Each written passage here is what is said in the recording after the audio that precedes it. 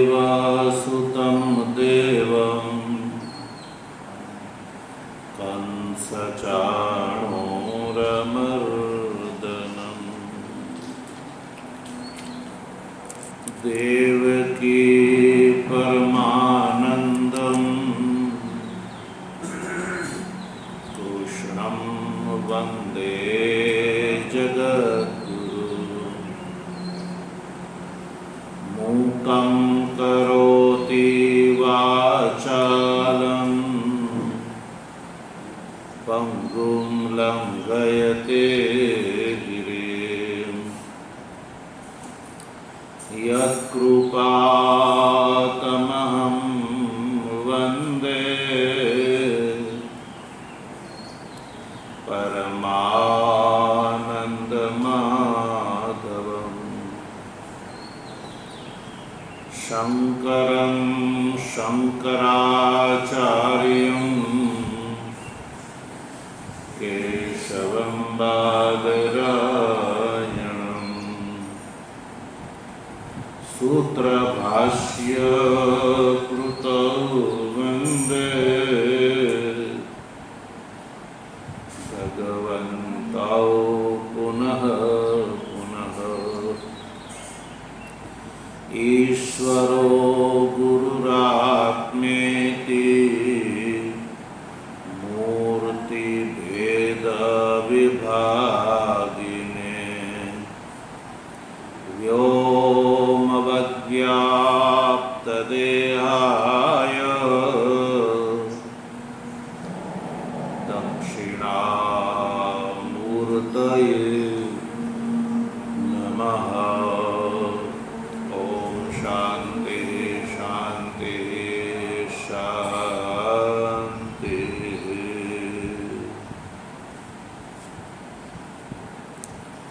तत्व जिज्ञासु सज्जनों, भगवाननी परमानुकंपाथी प्रातःकालीन स्वाध्याय श्रृंखलामां श्रीमद् भगवद गीताना विचार क्रममां सांख्य योग नामना बीजा अध्यायना 22મા શ્લોકનો આપણે ગઈકાલે વિચાર કરી ચૂક્યા.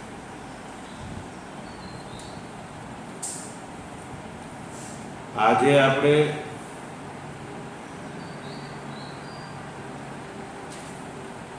23મા શ્લોકનો વિચાર કરીશું. ભગવાન ભાષ્યકાર 23મા શ્લોકના અવતરણમાં લખે છે, જો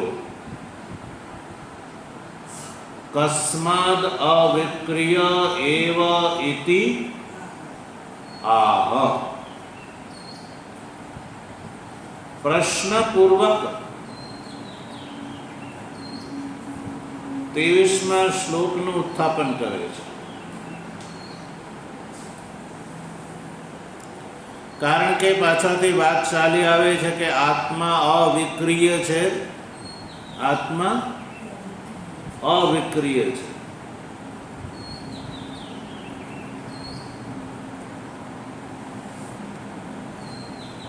એ બતાવ્યું.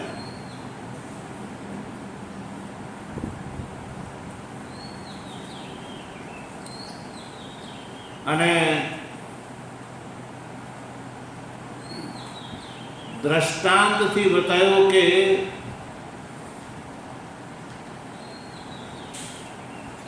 જેવી રીતે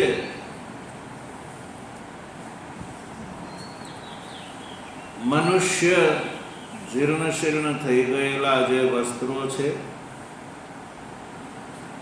એનો પરિત્યાગ કરીને બીજા નવા વસ્ત્રો ધારણ કરે છે, એ જ રીતે આ જે દેહી જીવાત્મા છે એ આ જીર્ણ શીર્ણ થઈ ગયેલા વૃદ્ધ થઈ ગયેલા શરીરનો પરિત્યાગ કરીને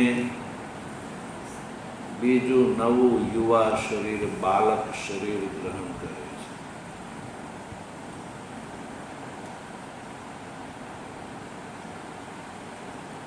શરીરનો ગ્રહણ અને શરીરનો ત્યાગ આ થવા છતાં પુરુષ જેમ અવિક્રિય રહે છે, એવી જ રીતે આત્મા પણ અવિક્રિય જ રહે છે. કોઈ પુરુષ મનુષ્ય વસ્ત્રોનો ગ્રહણ અને વસ્ત્રોનો પરિત્યાગ કરવાથી વિક્રિય થઈ જાય છે? નથી થતો. એ જ પ્રમાણે આ દેહી આત્મા છે એ વૃદ્ધ શરીરનો પરિત્યાગ કરી અને નવું બીજું શરીર ધારણ કરે છે તો એ અવિક્રિય જ રહે છે. પુરુષવદ અવિક્રિય એવ ઇત્યર્થઃ. પુરુષની જેમ, દ્રષ્ટાંતમાં જેમ પુરુષ વસ્ત્રના ગ્રહણ અને વસ્ત્રના પરિત્યાગથી જેમ વિક્રિય નથી થતો, એમ પુરુષ સ્થાનીય આ દેહી જે આત્મા છે એ પણ કેવો રહે છે? અવિક્રિય જ રહે છે. અવિક્રિય એવ ઇત્યર્થઃ.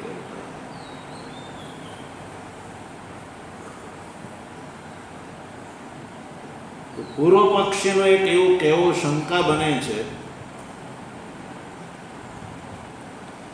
કે આ દેહી જ્યારે નવા દેહને ગ્રહણ કરે છે, નવું શરીર ગ્રહણ કરે છે, જીર્ણ શીર્ણ થઈ ગયેલું જૂનું શરીર, વૃદ્ધ શરીરનો પરિત્યાગ કરીને નવું શરીર ગ્રહણ કરે છે, તો શરીર 5 ભૂતનું બનેલું હોય છે. કેટલા?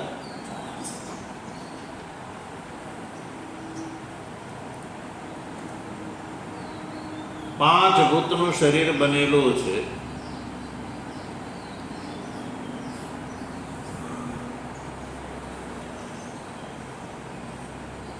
તો આ પૃથ્વીયાદી જે ભૂત છે એ ભૂત પ્રયુક્ત વિક્રિયા જે છે એ આત્મામાં અવશ્ય આવે જ ને. જ્યારે દેહી જીવાત્મા શરીર ગ્રહણ કરે ત્યારે પૃથ્વીયાદી ભૂત ચતુષ્ટયથી પ્રયુક્ત વિક્રિયા તો આત્મામાં આવે જ. તો એવી દશામાં આત્માને અવિક્રિય કેવો એ વાત અસિદ્ધ છે, અહીંયા સિદ્ધ નથી. એટલે આ વાતને ધ્યાનમાં રાખીને પૂછે છે કસ્માદ અવિક્રિય એવ ઇતિ. કેવી રીતે આત્મા અવિક્રિય છે?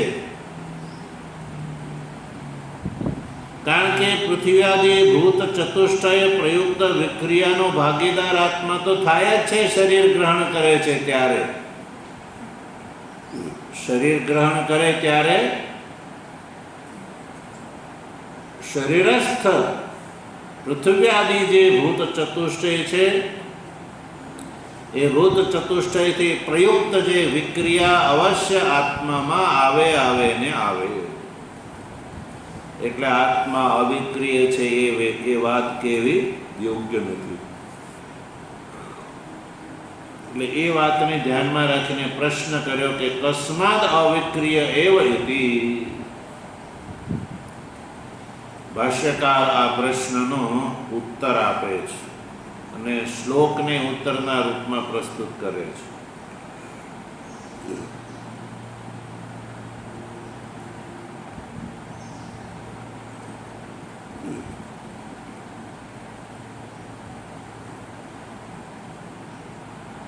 ભાષ્યકાર આગળ સ્પષ્ટ કરે છે એટલા માટે આત્મા અવિક્રિય છે કે દેહ ગ્રહણ કરવા છતાં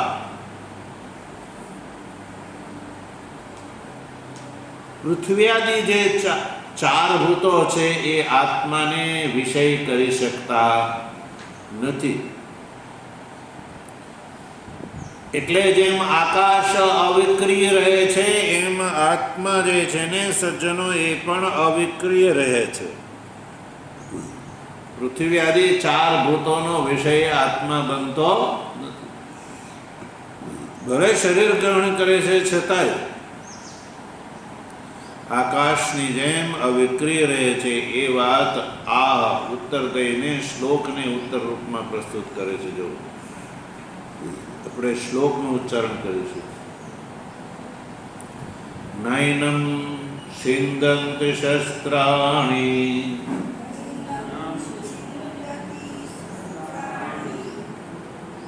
નૈનમ દહતિ પાવકઃ ન ચૈનમ ક્લેદયન્ત્યાપો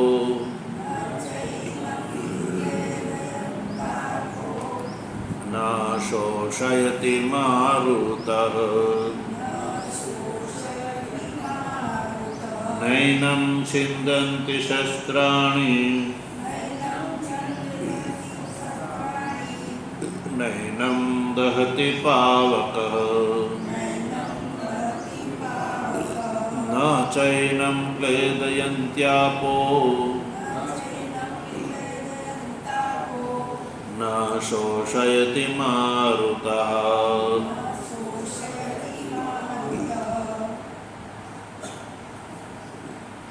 શ્લોકાર્થ સમજવા માટે સૌથી પહેલા આપણે સંધિ વિગ્રહ કરીશું.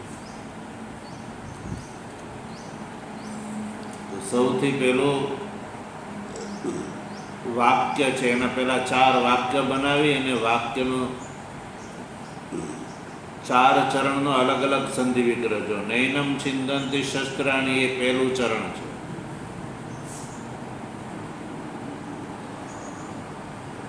એમાં સંધિ છે નૈનમમાં ન એનમ એવું છે. શું છે? ન એનમ છિંદન્તિ શસ્ત્રાણી.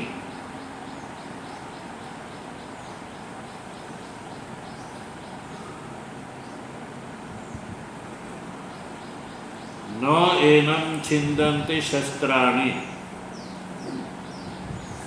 પછી બીજું ચરણ નૈનમ છે ને એમાં જ ન એનમ દહતે પાવકઃ. ત્રીજું ચરણ ઉત્તરાર્ધનું પહેલું ન ચૈનમમાં ન ચ એનમ ક્લેદયંતી આપઃ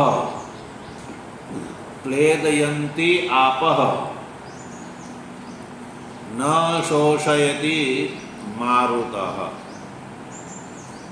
આ રીતે સંધિ વિગ્રહ કર્યો. હવે વાક્યક્રમમાં બેસાડીએ. એનમ શસ્ત્રાણી ન છિંદંતી. આ પહેલું વાક્ય બનશે. એનમ શસ્ત્રાણી ન છિંદંતી. બીજું વાક્ય બનશે એનમ પાવકઃ ન દહતી. ત્રીજું વાક્ય બનશે કે એનમ આપઃ ન ચ ક્લેદયંતી. ચોથું વાક્ય બનશે એનમ મારુતઃ ન શોષયતિ. અર્થાત કે આ જે પૃથ્વી, જળ, તેજ અને વાયુ આ ચારેય ભૂતોથી પ્રયુક્ત આત્મામાં કોઈ વિક્રિયા આવતી નથી. ભૂત ચતુષ્ટય પ્રયુક્ત કોઈ વિક્રિયા આત્મામાં આવતી નથી એ વાત બતાવે છે. તો સૌથી પહેલું વાક્ય જુઓ. એનમ શસ્ત્રાણી ન છિંદંતી. ભાષ્યમાં જો એનમ પ્રકૃતમ દેહિનમ ન છિંદંતી શસ્ત્રાણી નિરવયવત્વાत् ન અવયવ વિભાગમ કુર્વન્તિ શસ્ત્રાણી અસ્યાદીની. એનમ શબ્દ જે છે મૂળનો છે. એનમ શબ્દ એના માટે પ્રયોગ થાય છે જેની વાત ચાલી રહી છે. એનમ એટલે આને. તો અહીંયા પ્રકૃત વાત કોની ચાલી રહી છે? દેહીની. દેહી.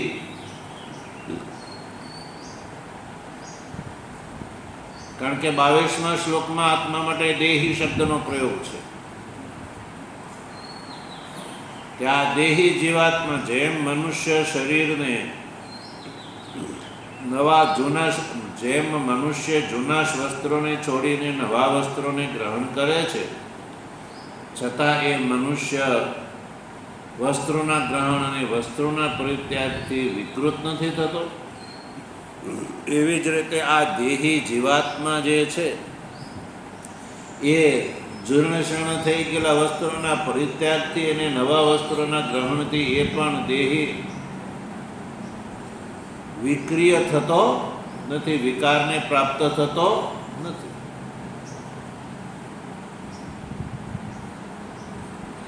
એટલે દેહી શબ્દનો પ્રયોગ ભાષ્યકારે કર્યો એનમથી. પ્રકૃતમ દેહિનમ એટલે આ જે દેહી છે એ દેહિનમ ન છિંદંતી શસ્ત્રાણી.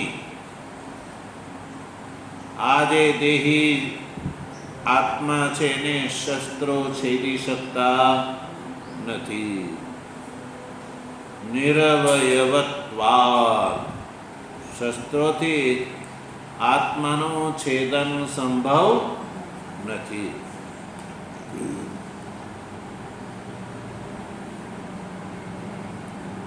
શસ્ત્રો એટલે અસ્યાદિ તલવાર વગેરે, કુહાડી વગેરે શસ્ત્ર શું કરે છે? એક પદાર્થના બે કટકા કરે છે. એમ આત્માના બે કટકા થઈ શકતા, શસ્ત્રોથી કોઈ કાપવા જાય કે હું આત્માના બે ભાગ કરી નાખું તો સંભવ નથી.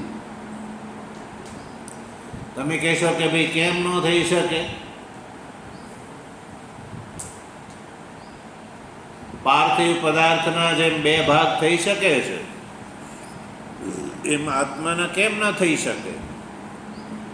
તેનું કારણ બતાવે છે નિરવયવત્વાદ. એ હેતુ છે. આત્મા નિરવયવ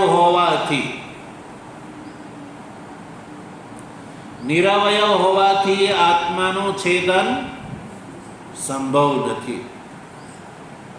નિરવયવ એટલે સમજવામાં આવ્યું આકારથી, અવયવથી રહિત છે.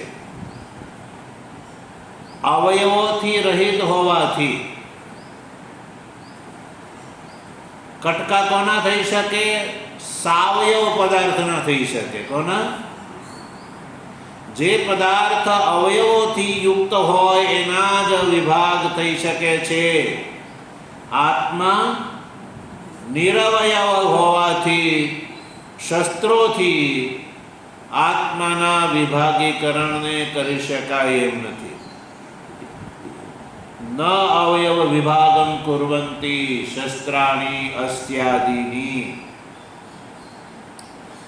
શસ્ત્રાણીનો અર્થ છે અસ્યાદિ. અસ્ય એટલે તલવાર વગેરે જે શસ્ત્રો છે એ શસ્ત્રો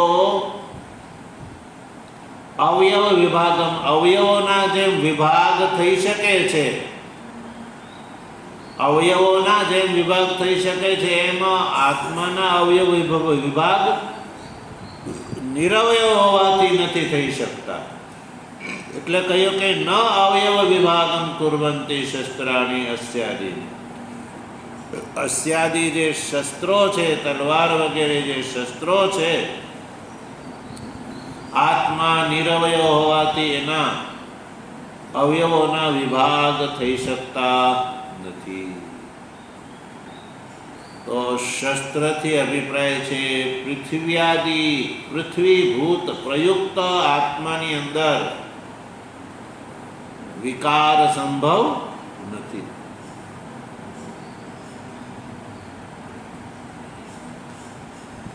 બીજું ચરણ તથા નૈનમ દહતી પાવક. કોઈ એમ કે સારું ચાલો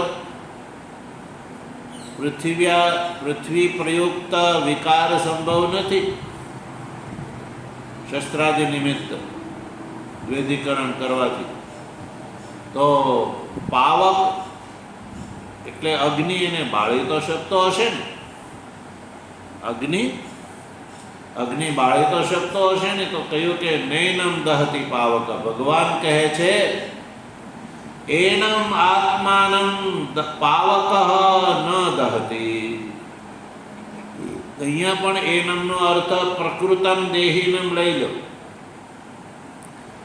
એનમનો અર્થ છે પ્રકૃત, જે દેહીની વાત ચાલી રહી છે એ દેહી આત્માને પાવક ન દહતી. પાવક એટલે અગ્નિ. અગ્નિ અપી ન ભસ્મી કરોતી. અગ્નિનું કાર્ય શું છે? ભસ્મ કરવાનું. પૃથ્વી ઉપલક્ષિત શસ્ત્રનું કાર્ય શું છે? વિભાગીકરણ કરવાનું. અવયવોના બે વિભાગ કરવે. અને અગ્નિનું કાર્ય શું છે? પદાર્થને ભસ્મી કરી દે છે, ભસ્મીકરણ કરી દે છે. તો કોઈ કહે કે ચાલો પૃથ્વી ઉપલક્ષિત શસ્ત્રાદિથી આત્મા નિરવય હોવાથી એના વિભાગ થઈ શકતા નથી, તો અગ્નિથી બાળી તો શકાતો હશે ને, એની ભસ્મ તો થઈ શકતી હશે ને. તો કહ્યું કે અગ્નિ અપી ન ભસ્મી કરોતી. અગ્નિ જે છે એ આ પ્રકૃત દેહી આત્માને ભસ્મ બનાવી શકતી નથી. ભસ્મી પણ એ જ પદાર્થને થઈ શકે છે જે સાવયવ હોય, એને જ ભસ્મ થઈ શકે. તો ત્રીજું ભાગ ન ચ તથા ન ચ એનમ ક્લેદયંતી આપઃ. તૃતીય ભૂત છે જળ. જળ શું કરે છે? પદાર્થને ક્લેદી કરી દે છે, આર્દ્રી ભાવ કરી દે છે, ભીનો કરી દે છે. શું કરે છે? ભીનો. અને લાકડાનો ટુકડો અનેક દિવસ સુધી જળમાં પડ્યો રહે તે કેવો થઈ જાય છે? કાય થઈ જાય છે, સડી જાય છે. તો આત્માને ચાલો ભીનો તો કરી શકાતો હશે ને. તો કહ્યું કે ન છ એનમ આપઃ ક્લેદયંતી. આપ જળ જે છે એને ન ક્લેદયંતી એટલે કે આર્દ્રી ભાવ કરી શકવા માટે સમર્થ નથી. જળથી આત્માનું આર્દ્રીકરણ પણ થતું.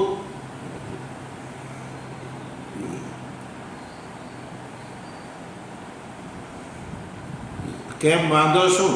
તો કહ્યું કે અપામ હિ સાવયવસ્ય વસ્તુનઃ આર્દ્રીભાવ કરેણ અવયવ વિશ્લેષ આપાદને સામર્થ્યમ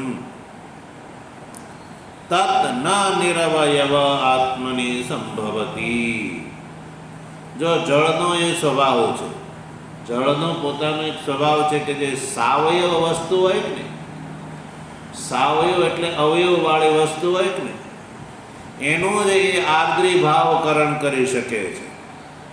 આર્દ્રી ભાવ કરી અને અવયવના વિશ્લેષ કરી શકે છે. અવયવોને જુદા પાડવા એને કહેવામાં આવે છે વિશ્લેષ. અવયવોનો વિશ્લેષ કરો. વિશ્લેષ કરો એટલે વિયોગ કરો, બે અવયવોને જુદા પાડી દે છે. વિશ્લેષના આપાદનમાં સામર્થ્ય જળની અંદર રહેલું છે આર્દ્રી ભાવ કરીને.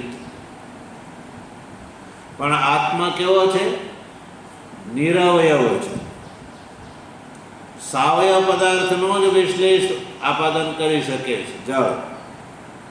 આર્દ્રી ભાવ દ્વારા અવયવોનો જુદા પાડવાનું સામર્થ્ય જળમાં છે, પણ સાવયવ પદાર્થ. આત્મા કેવો છે? નિરવયવ પદાર્થ છે. એટલે જળની પણ ત્યાં ચાલતી નથી. જળ એને કંઈ કરી શકતું નથી. કે તન ન નિરવયવ આત્મની સંભવતી, નિરવયવ આત્માની અંદર આ સંભવ નથી. તો કહ્યું કે સારું, ચાલો હવે વાયુ રહી ગયો.